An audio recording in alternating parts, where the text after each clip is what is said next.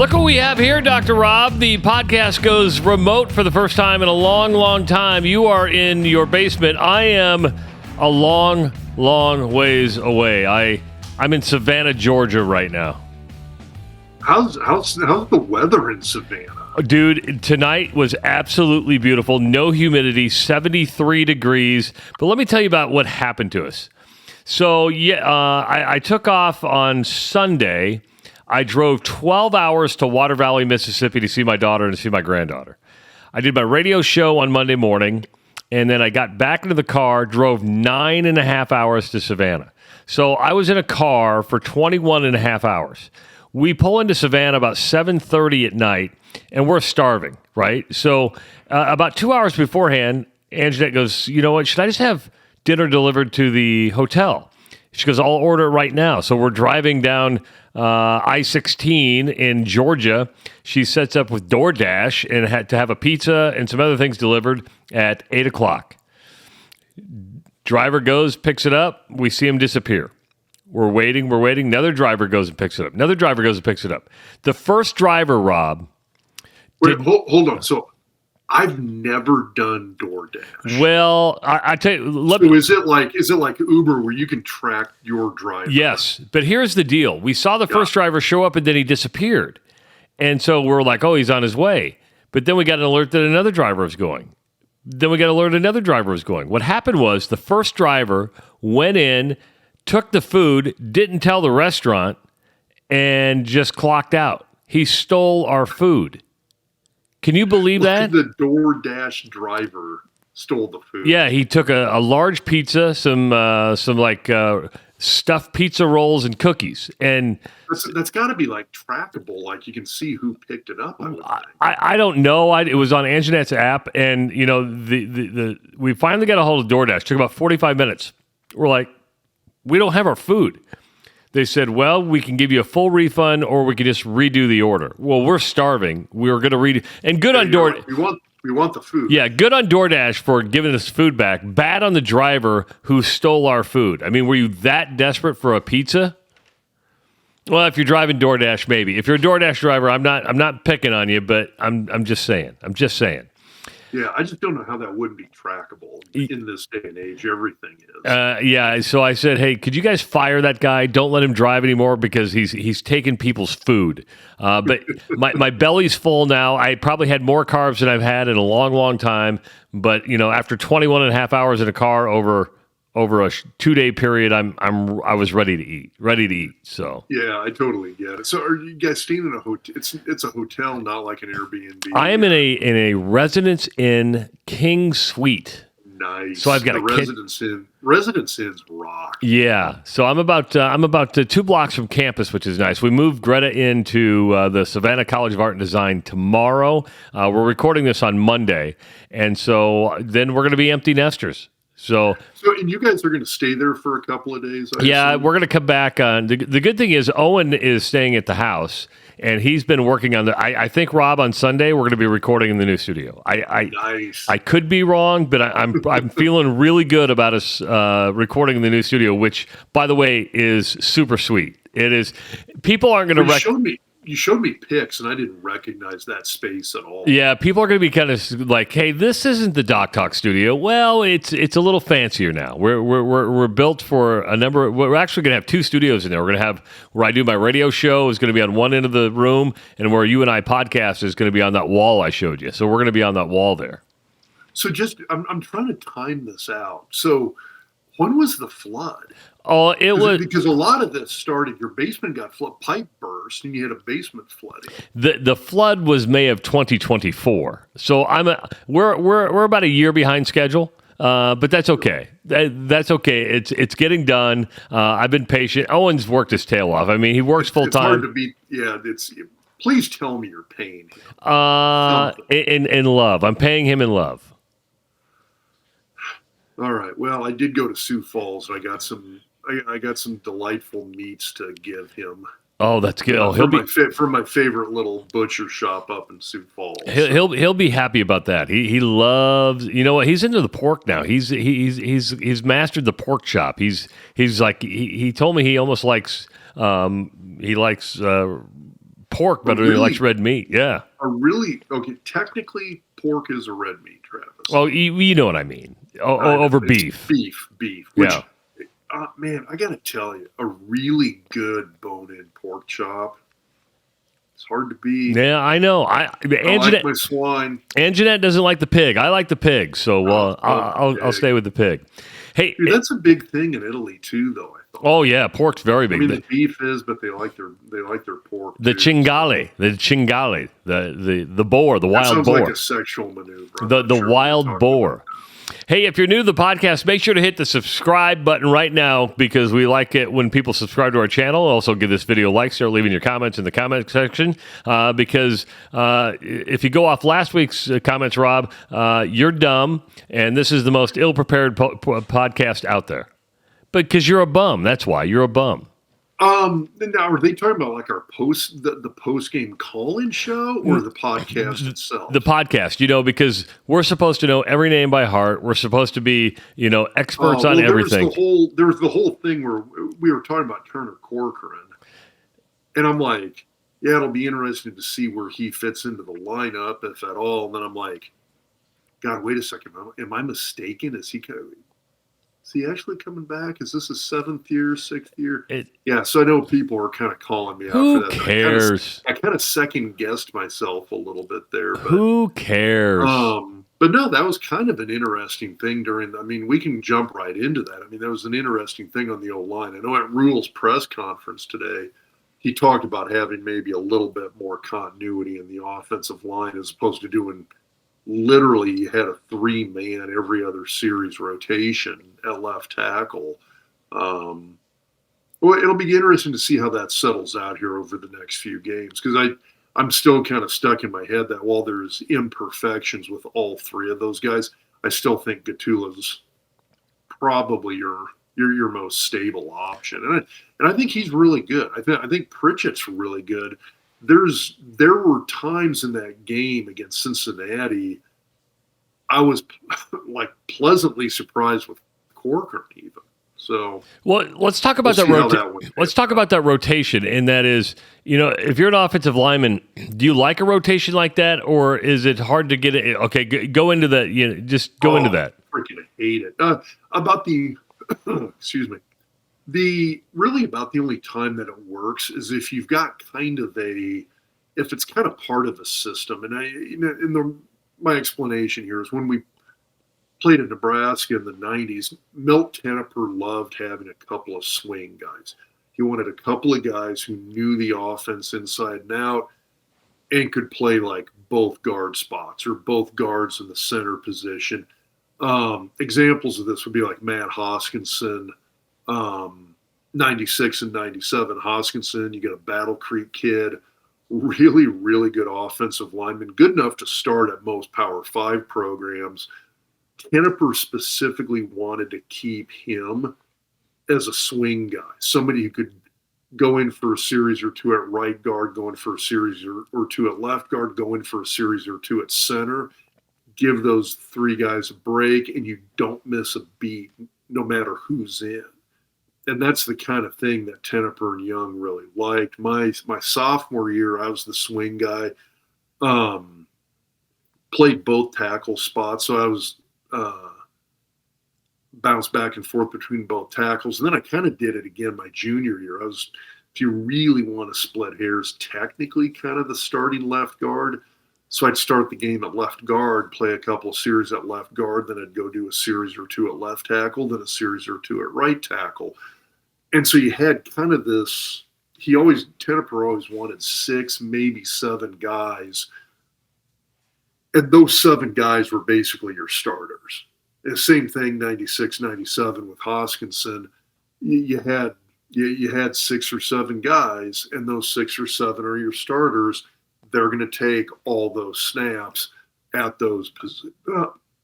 at the 5 positions, and you roll with those guys. Now, if that's kind of the system here where you were looking at, you were going to say, okay, well, we're going to have Pritchett's going to start at left tackle, Teddy at right tackle, and then Gatula's going to come in, do a couple series at left tackle, couple series at right tackle, take a break, and then repeat the entire game. And the idea is like, okay, we got 3 tackles, and those 3 guys are going to take all the snaps at tackle.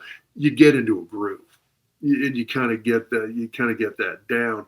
I think it kind of screws you up a little bit if it's this one guy hasn't really locked the starting position down, and you're going to kind of rotate through to try and figure out who's the guy, who are the stable couple of guys you're going to go with. And when you're doing that, it is kind of hard to get a lot of continuity on that line. And I mean, you've got other new faces. I mean, Rocco Spindler's a new face there. Having Henry Latofsky as a full-time starter. He's a part-time starter the last couple of years. Used to see him a lot more at right guard. Now he's at left guard. You got Rocco Spindler in there. Pritchett's still trying to get past those little mental mistakes, the assignment, the assignment errors, the not jumping off sides, things like that. And so, to Pritchett's credit, it's hard to get over that stuff unless you just stick them in and leave them in there. So that's something that it seems like he's a little bit prone to. And so there's got to be a little bit of pressure there, both he on himself as well as the coaches on him, as well as him on the coaches, where you got a guy who's $1 million guy that you brought in from Alabama that you're paying him. And I don't know if he's $1 million guy, but you got a guy who's probably at least a mid-6-figure guy. I would agree with you on that. NIL dollars wise, you don't bring those guys in to ride pine. So they're going to try to keep working him in, I'm quite sure. And from an athletic standpoint, he's probably the most athletic guy at the tackle spot. So at some point, if he kind of gets those mistakes, gets those taken care of, I really do think he's going to be the guy. But we'll see. But you're going to have to settle down and give 1 or 2 of these guys most of the reps just to see if it falls into place or not. You mentioned getting into a groove, so you just focused in on the offensive line. Let's talk about the offense as a whole, because you and I did a post-game show. If you didn't watch the post-game show after the Cincinnati game, it's up on our YouTube channel. You can find it. But it never seemed like Nebraska got into a groove offensively, which was kind of surprising because Dana Holgorsen is they did move the ball reasonably well. I mean, the yardage was solid. But you know what I'm talking about? Was just it didn't seem like there was tempo. Let me use the word tempo instead of okay. Let me use the word tempo, which was surprising because when Dana Holgorsen is at Houston, his offenses had good tempo.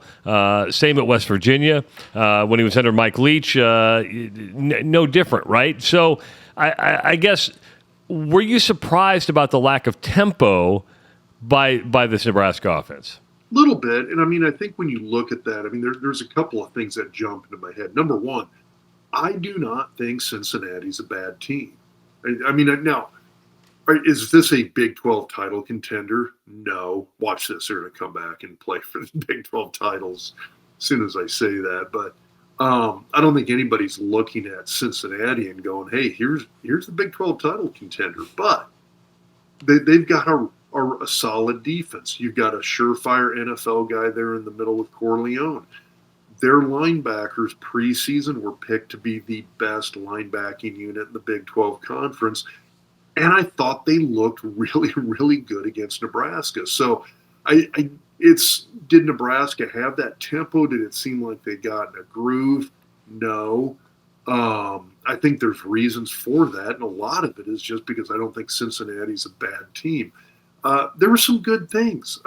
Johnson got 100 yards on the ground. Raiola, when you look at his stats, no picks. He threw the ball well. He scored. The yardage was there. The productivity was there. Across the board, run game, passing game, you didn't see that kind of that consistency, play after play, series after series you'd like to see. But again, it's the first game of the year. You're sort of on the road. They weren't on the road. They were not on the road. Okay, but it's not your stadium. That's fair. It's not your place. the timing's off, you're traveling. I get it. It's only 3 hours from Lincoln, 2.5 hours from Lincoln, whatever. The environment's different, though. Now, was that environment a very favorable Nebraska environment? Yeah, it was. I mean, I was trading messages with Dave Tollefson during the game. Dave's a Northwest Missouri State Bearcat. He went on to play about a decade in the NFL, and Dave's got a couple of Super Bowl rings with the Giants from 07 and 11. He was there. He was on the sidelines, and he said maybe one Cincy fan for every Husker fans that were there. And he said even that's probably a little bit low, of a poor estimate. Yes. He said if somebody had told him it was 500 to 1, totally would have believed it. It sure seemed like it, no doubt about that. But again, it's a different place. It's a different environment. Pro Nebraska, but it's a different environment, and that throws your timing off. It throws your rhythm off. All of that stuff. I mean, I would even say your normal away games, going to Iowa to play a game, going to Michigan State, going up to Minneapolis. These are places as players you're a little bit more familiar with, and there's a routine going to those places that works that you don't have going to Arrowhead Stadium in Kansas City, even though it's a very pro-Nebraska crowd. That throws your timing off is all I'm saying. Now, the crowd made a positive impact on that game. You go back and look at the penalties. Man, that messed up Cincinnati. The crowd noise played a part in that game, and that helped us out in a number of situations. So that was a factor. It truly was. So, but it does throw your timing off. It's first game of the year. You're looking at all of these different things. Bottom line, there's reasons for Nebraska's timing to be off, for that offense to be a little bit disjointed. My hope is that over the next couple of weeks here with Akron and Houston Christian, you've got the equivalent. Excuse me. And my allergies have been killing me. Take a Claritin, man. I'm going to prescribe a Claritin to you. It's Canada. They're like burning everything up there. Either that, maybe I just need to drink more. God, that South Park song, Blame Canada, just popped into my head. Did you ever hear the South Park? Ooh, that's a good-looking can. So this is where the meats gets Looks Marketplace. Okay. In Sioux Falls, South Dakota. So Looks is it's like a family-owned business, and it's been through, I think, 2 or 3 different families. Kept the original name, but it goes back to like the 1880s. But it's a butcher shop. Okay. That's a good looking. They now do their own. They do their own beer. So this is your Daisy Gazer. See, I can't drink beer anymore. Yeah, this is a good one too. It's their hazy IPA. Well, the good news when the studio is done, the refrigerator is going to be down there, and you're going to have a lot of beer to drink. You're going to have a ton of beer to drink. Owen's getting the variety pack of bratwurst from Looks Marketplace. So. And you got me some too, right? I got Owen. So. Okay, I see how it works. I know he's doing the work. I know he is doing the work. He's doing all the work, he's doing the trim work tonight, which is really good. If you're new to the Doc Talk podcast, if you're not new to the Doc Talk podcast, we know we want you to go to Husker Hounds to buy all your Big Red gear. Of course, Nebraska going to be at home on Saturday to play Akron. Should be a nice day. That means you need to go to the Superstore over there at 84th and Center. Walk in and say, "Where's Scott at? Where's Scott?" Say, "Hey, I heard about you on the Doc Talk podcast." Travis and Rob, or at least Rob's a really good guy, and I shop there. And they said hook us up. All you have to do is go and say, "Scott, Travis and Rob said hook us up," and you can be shopping away. You're with a polo shirt, a T-shirt. It's going to be a little warm for a hoodie, I bet, but you got to start preparing for the fall. Go to Husker Hounds. It was high at 68 today in Omaha. Ooh, but it rained too, didn't it? Yeah, it was raining all day, but I saw like later this week, like on Thursday, low in the 50s. Ooh, damn. Maybe you might need a hoodie on Saturday. So you might. I think it's supposed to pick up a little bit on Saturdays. There are 2 locations in the Omaha area. We always reference the Superstore over there in 84th and Center, or you can always buy online at huskerhounds.com. And, sooner or later, you're going to need some law advice. And you and I went to Connor Orr's tailgate party out at his office the other day. And Connor threw one heck of a party.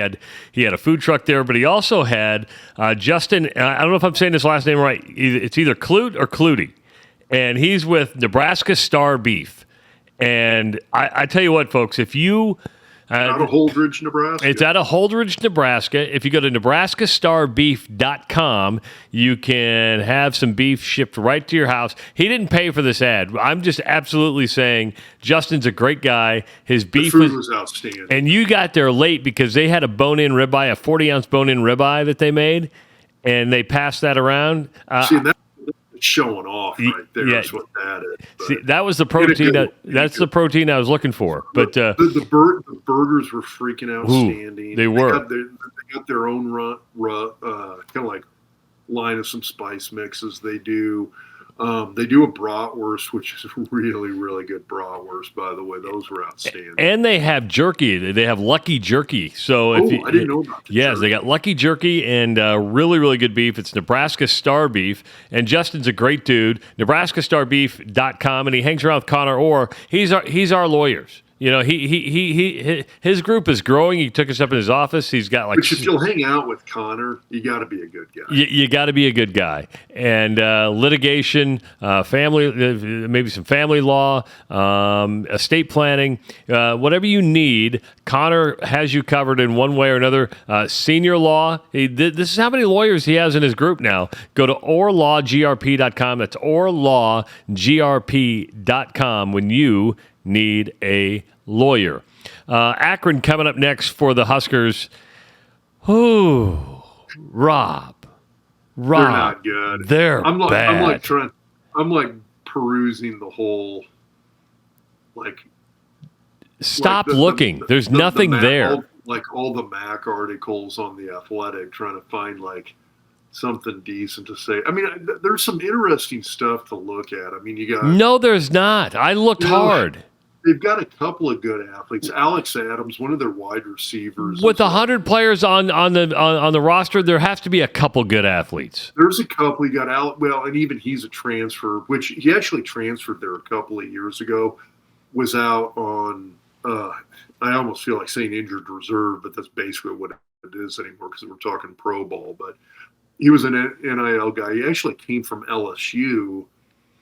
Had an outstanding first year at Akron, was probably set to be an all-conference guy, potentially make a jump to a bigger school back out of Akron, got injured and took a medical red shirt last year. But Alex Adams, good wide receiver to take a look at. And then for you Big Ten people, I think it's Marquise Williams, former Minnesota running back, is with them now. And he's a guy who's done a little damage against Nebraska. God, that was like 3 years ago, but he's with Akron now. Guess what? Minnesota to Akron is not a step up in the transfer portal. Generally, no, unless somebody gave you the money to make that jump. So whatever happened, he probably ended up with more at Akron than he did in Minneapolis. So it seems like you would have way more money floating around Minneapolis than Akron, Ohio, but. I don't know what the Zips booster system is like. Yeah. So Akron opened the season at Wyoming, got shut out 10-0. Oh, dude, Saturday could be like Nebraska could put a 50 spot on them, right? I mean, I hope so. Which it was really interesting looking at the slate of Big Ten games this past weekend because there was you had some teams like. Nebraska, who I thought, Nebraska should have beat Cincinnati, and they did. But at the same time, it's a Power 4 school. I don't think Cincinnati's a bad team at all.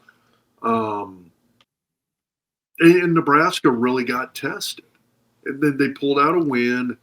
There's some, as much as we're upset about the run defense, the lack of tempo and consistency on offense. You can walk away from that. You've got a handful of positives you can hold on to.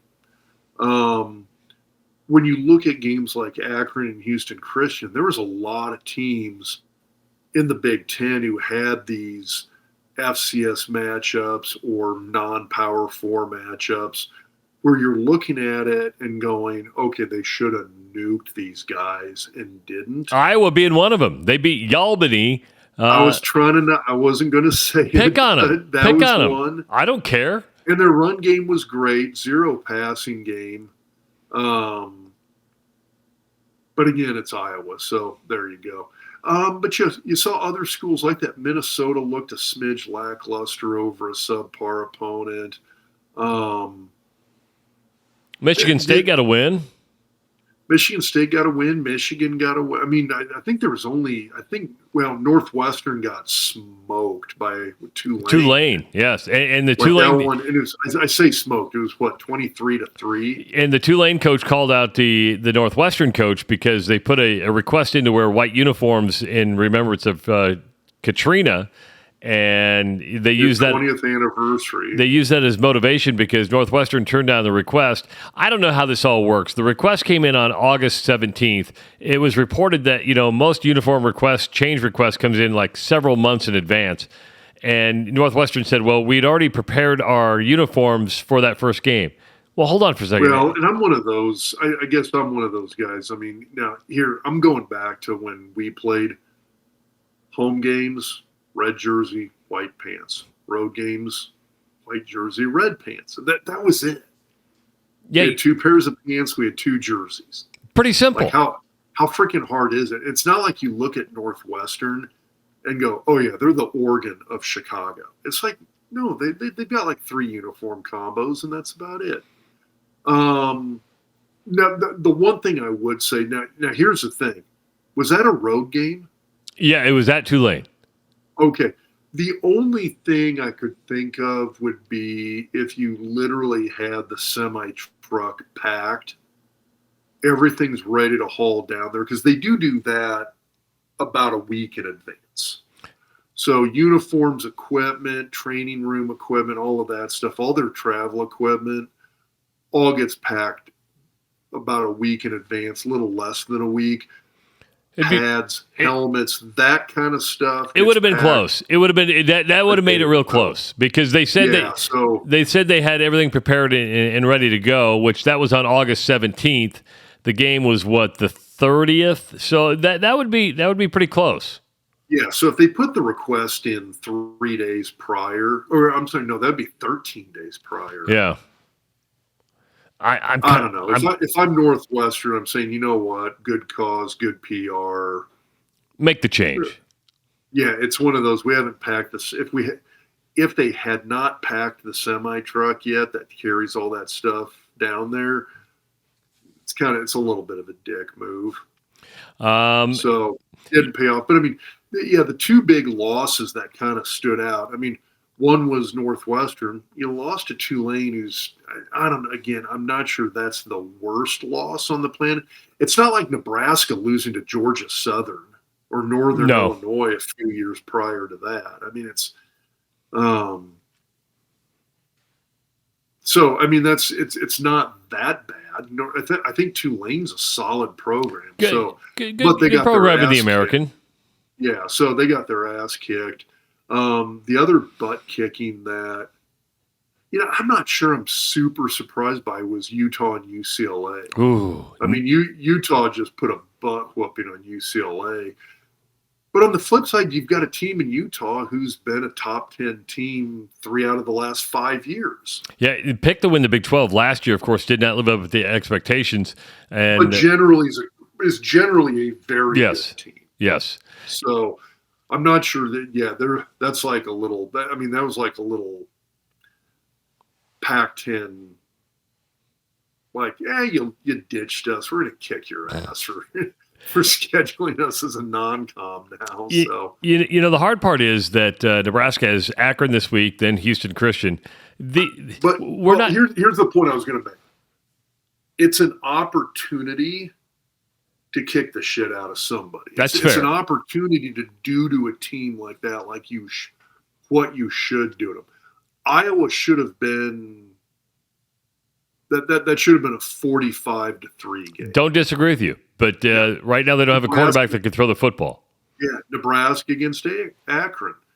that should be a 50-10 kind of game. Listen, if they score, if they can't score against Wyoming, they better not score against Nebraska. Well, here's the thing, though. I think in games like this, what I hope Nebraska does, I hope they hang 35 points on them, and then I hope it's all subs. Let's get a bunch of young guys in here. You've got, was it, 110-man roster? Let's get all the guys from 65 up to 110, get those guys on the field, and give them a whole slew of reps. Well, unless it's a guy you really, really want a red shirt. But the games that the red shirts ought to be playing in is Akron and Houston Christian. It's games like that. Because, once you hit the Big Ten schedule, we've seen how it's gone the last few years. We took Ohio State to the wire. Freaking Iowa took us to the wire and beat us. It's a good conference, and the line between great teams and okay teams, it's a pretty thin line. But you want to get a lot of reps for these guys who normally don't get those reps and get them some field time. And you get a chance to see what some different guys can do. Let's get Mosey in there. Let's get a couple of the other running backs in there. Let's see, we lost a tight end to an ACL tear. Let's get Carter Nelson a whole slew of reps here and just get him ready to go for the rest of the season. Because he's gonna have to be one of those guys that steps up this year now. So, do you wish the Cincinnati game would have fallen like the third game of the year? Because I don't know if I like the fact that you play Cincinnati first and you play two just really bad teams. Really bad teams. I'm not sure I dislike this setup. Okay, tell me why. Well, just because I think okay, well, in hindsight, I like having already played Cincinnati. Okay. Because here's the thing, again, I don't think that's a bad team. I don't disagree with you, however. You look at what they did on the ground against that defense. It's one of those, okay, they tested the shit out of Nebraska. Now we got a couple of weeks to go fix some stuff. But are you going to know how good this team is going into Michigan? No, but on the flip side, God, how impressed. It's not like Michigan was ever in doubt in their game either. They didn't nuke them either. I'm blanking on who they played. It wasn't anybody all that impressive. You're looking it up right now. I am going to look it up. I should know this, but I don't. Because I was watching Ben Stevens' review of the Big Ten earlier today. They beat New Mexico 34-17. Thank you. So, and again... But then they have Oklahoma this week, and Oklahoma's ranked, 18th in the country. So that'll be that might be a test for Oklahoma too. This is a Michigan team, new quarterback. So you've got a new QB. It'll be kind of interesting to see, but because this is a team that end of last year, that win over Ohio State was a legit win. That was not fluky. The win over Alabama was not a fluke game. It's a pretty solid team. So I think Michigan's going to be a solid game. Michigan's going to get tested by Oklahoma and vice versa. So it's games like that tell a lot. I think Nebraska versus Cincinnati tells you a lot. I think, and I would hope the Husker coaching staff came out of that Cincinnati game going, okay, we didn't play. This wasn't a Utah State. This wasn't an Akron or Houston Christian. This was a pretty good football team, and I like getting that test out of the way because here's the other thing. It's not like Cincinnati was firing on all cylinders either. They're in a different place. It's a bitch of we talked about it earlier. It's a 500-1 Husker crowd. So that makes things tough for them, but that's a pretty damn good team, and they still scorched our defense on the ground. So it'll be interesting to see how they do the rest of the year because I think they're going to end up being an okay team. I'm glad we got that one out of the way when we did before Cincinnati fixes some of these little things they're going to have to fix to be an okay team. We got them right out of the gate, and I'm glad we did. And it allows Nebraska to look at these things that they got to fix. And we got a couple of weeks to do it. And I think this is a lot different of a Nebraska team. I mean, when Georgia Southern came to Lincoln, I was nervous before that game kicked off. It's not like I'm sitting here going, dear God, Scott's getting fired immediately if we lose this game. Oh, shit, we lost that game. Georgia Southern had some very good athletes, but there's no way a Big Ten team should lose to Georgia Southern. It just shouldn't happen. Don't disagree. I don't care if you're Northwestern. You shouldn't lose because that's an FCS team. Well, that should not happen. And I mean, a couple years before that, Nebraska gets taken to the wire by North Dakota. By the way, the North Dakota looked pretty good. Yeah, I was going to say North Dakota took Kansas State all the way to the wire. I'm starting to worry I'm worried about Kansas State this year. It's not very disciplined. You wonder, just what's wrong with the Wildcats. But this isn't a Wildcat podcast, so we're not going to go deep into it. Hey, Nebraska is in the top 25 this week, ranked number 25 in the Associated Press poll. So it's good to have the Huskers ranked. Yes. You know what I have in my basement right now? Beer? An all-day IPA. Beer fridge. There you go. I have a beer fridge. It's just not in my basement. No, Kansas State, this is almost one of those. I wonder if, like, the line that's always been used in coaching, never let an opponent beat you twice. And that nearly happened to K-State. And what I mean by that is you go to Ireland, you have this close game against a rival. K-State was in position multiple points in time during the course of that game to win that game. Don't disagree with you, but they couldn't close the deal. But they didn't. And I think they come out of that game, they come back, they got an FCS team. They're still kind of in letdown mode after the loss to Iowa State. They nearly got beat twice by Iowa State, is how I look at those games. That was a mental thing against North Dakota. And now, I don't want to take anything away from the Missouri Valley Football Conference. Those are freaking hammers. North Dakota State's a hammer. North Dakota's a hammer. South Dakota State's a hammer. Those are very, very good programs. But a Big 10 team a Big 12 team shouldn't be in a good Big 12 team should not get taken down to the wire by North Dakota. 100% agree. That shouldn't have happened in Nebraska either, but it did. This is a different Nebraska team, so I don't worry about Nebraska in that regard against Akron. Dear God, I hope that comment doesn't come back to haunt me. It's not going to come back to haunt you, I promise. Nebraska shouldn't have anything to worry about with Houston Christian. The only thing you got to worry about is, are you going to cover the spread? Because in games like this, that's what looks bad. And you want to be able to go out, put a lot of guys on the field, get a bunch of guys some playing time, and still beat them by 50. 34.5 is the spread against Akron on Saturday. Ohio State, the new number 1 team in the country. Texas falls to number 4. That was the big game last week. Any other games this past weekend that caught your eye? I know you were watching the Notre Dame-Miami game the other night. There's a lot. There are some. So the games that jumped out to me, now there's specific reasons. Obviously, Florida State, Alabama was a big one. Florida State's defense looked good. Castellanos looked pretty good at quarterback, too. I mean, Castellanos looked pretty good at quarterback. And he really did, and again, you're thinking about like how he looked with Boston College against Nebraska in that bowl game, and I thought Nebraska shut him down. I think he's got some better weapons. He's got a hell of a better defense. I mean, Tony White's defense down in Florida State. Well, I texted that during the game. And let's talk about Kalen DeBoer. Let's talk about this. Him and Terrence Knight, and that's a good defense.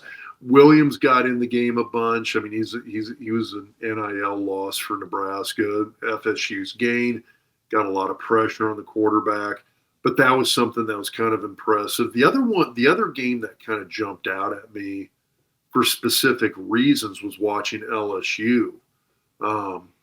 First season opening win for Brian Kelly. They got a defense, and guess who their starting edge guy is?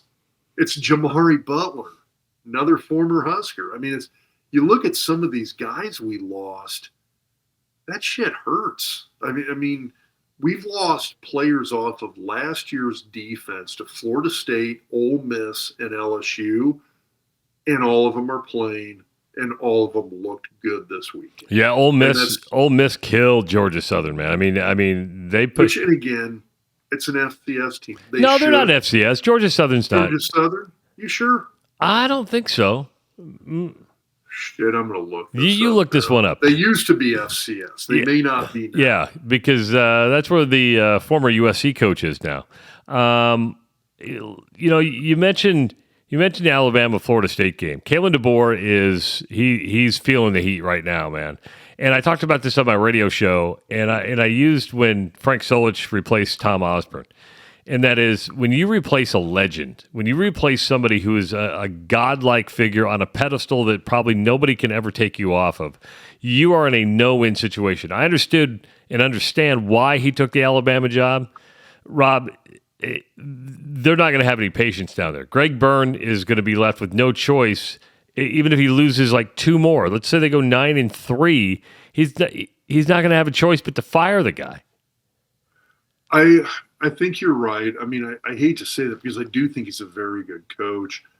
Give him a little bit of time here. By the way, Georgia Southern, you are correct. Sun Belt Conference. They did move up. They have moved up to FBS, and it was a few years ago, actually. I mean, the thing is, you look at it. The stat I saw, and I'm going to get the exact numbers wrong here, but the stat that jumped out to me was, like, since like 2003, Alabama has, I think it's like 6 losses to unranked foes. Or I'm sorry, it's when Saban hit the door. Was that 07? When he came, I'm trying to think. It was like 06, 06, 07, something like that. Right around there. Since year one of the Saban era, I think they said it was like Alabama has had, I think it's 6 losses to unranked teams, and DeBoer has, I think, 4 of those 6 losses. Wow. It's some stat like that where basically every loss to an unranked team, he's got it. So, and now they've still, if you look at their schedule, this was like one of the tough games on the schedule. Now, that's still a bitch of a schedule they got to get through, but it'll be interesting to see how they navigate this. And because that game didn't look close. No, well, I tell you, you mentioned Tony White. Gus Malzahn running that offense was pretty darn good too. I mean, there was tempo there. And it wasn't. And Castellanos, I think, looks like a little. I mean, he wasn't bad. I mean, he was a solid quarterback for Boston College. He looked that was not the guy we saw in the bowl. Well, the difference is Bill O'Brien did not coach to that kid's strength. Gus Malzahn will coach to that kid's strength, and that is sometimes coaches will try to fit a square peg in a round hole. It doesn't work. Gus Malzahn's going round peg, round hole. Let's make this thing work. I mean coaches overthink this stuff too much. You take what you have in talent and you play to their best ability. Well, and the other thing about Florida State that jumps out at me is I think they had that 2-10 season last year, and everybody was basically like, well, yeah, that's Florida State now. That I think that people are going to look back over the last 3-4 years, including this season, and go, okay, that was the aberration. That was the year that didn't match it. That was the season that's the throwout season.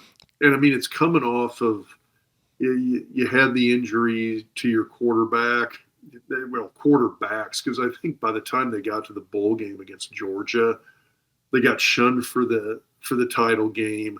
When they didn't make it to the title game, or the playoff, just the playoffs in general, right? Well, not the title game, the playoffs.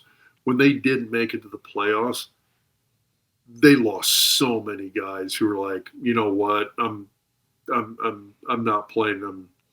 What's the term they use? Holding yourself out from the bowl game, whatever. Just you're not going to play in the bowl game. You're just going to I'm going to concentrate on becoming a pro. Yeah, and I mean they had 2 or 3 really good starters on defense who did that. Few guys on offense. It ended up gutting the team for the bowl game. And I think a lot of people were like, "See, they shouldn't have been in the playoffs." So, okay, the team that played in the playoffs was a shell of the team that had even played in the conference title game. By the time they were in the conference title game, they were down to their 3rd string quarterback. So they lost. The 2nd string quarterback got injured in the conference title game, but you can't judge them off of that. And then the next year they come out, they go 2-10. It's a hell of a letdown year, and I totally get it, but that is not. It's not typical of what Mike Norvell has put out there with Florida State over the past few years. So I think what we saw against Alabama is going to be a lot more typical. Now, I'm also not saying I'm ready to say Florida State's going to run the table, but that's going to be a team that's going to be in playoff contention this year. Well, playing in the ACC, absolutely. And with Clemson getting beat already, I wouldn't be that surprised. Although I thought Clemson put up a pretty damn good fight in that game too, though. It's not like they had a bad show. And they played a really good team too. I just don't like Brian Kelly. I was hoping that I'm not a Brian Kelly. Dabo was 1,000 times more likable than Kelly, and that's saying something, right? Because I don't know if Dabo's that likable. But again, it's not like Dabo and Clemson got blown out. You're looking at them and going like, damn, that's going to be – see, that's the thing that's kind of fun about some of these early season games. It's not like anybody's looking at Texas and going, oh, yeah, you guys are out of the playoffs. I mean, under a 4-team system, they would be. Now it's still 12 this year. So Texas is still in this. Yeah, Texas falls Clemson is still in this. Texas falls from number 1 to number 4. Ohio State takes over the number 1 team in the country. But all the talk was about Arch Manning, and he did not look great. Give him a little time. I'm kind of with you. It's not like Texas is a bad team. That offense will get on track. I mean, the other thing to look at is Ohio State's offense. Ohio State's defense won that game. I mean, if 100%. If defense wins championships, Ohio State's going to be just fine. And that was interesting because it was Matt Patricia, the former Lions coach. The former Lions coach and Patriots D coordinator, who's their D coordinator now. I mean, that's a hell of a hire by Ryan Day. That one's definitely paying off. But they got a new O coordinator. They got a new quarterback. There's some stuff to get worked out on offense for Ohio State here as well, too. So I'm not sure I'm ready to solidify them as the surefire national title winner. But again, that's why I love an expanded playoff, is you're looking at this system and going, okay, these regular season games that these teams have yet to play still matter. Texas still has a chance to win a bunch of games and go to the playoff. Ohio State. You look at Clemson. Clemson still has a really good team. They pushed LSU. They're going to be a team that's going to have a chance at the playoff. The other game, a couple of reasons here that really stood out to me. Miami, Notre Dame. Both of these teams, I think, are potential playoff teams. Both of these teams, I think, should be playoff teams. The thing that jumped out at me, and one of my work partners, Monte Cristo, pointed out, he goes, you look at Miami, the running back that they had who's scored at least 1, if not 2 touchdowns that game, bunch of yardage, Marty Brown, Creighton Prep grad. So he was out of high school, went up to North Dakota State, put up a bunch of yardage for them and a bunch of touchdowns last year, helped lead North Dakota State to an FCS national championship, hops in the portal, ends up at Miami. He's scoring touchdowns on prime time against Notre Dame now.